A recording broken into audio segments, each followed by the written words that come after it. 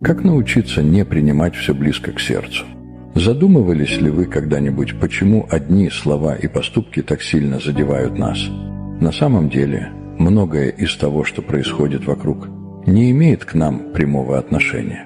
Важно научиться отделять свое «я» от внешних обстоятельств.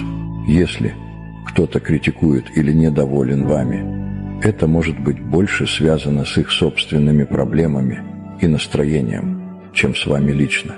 Постарайтесь воспринимать такие моменты как мнение, а не как истину. В следующий раз, вместо того, чтобы переживать в очередной раз, попробуйте задать себе вопрос: стоит ли это моих нервов? Примите тот факт, что вы не можете угодить всем. И это нормально. Практикуйте осознанность.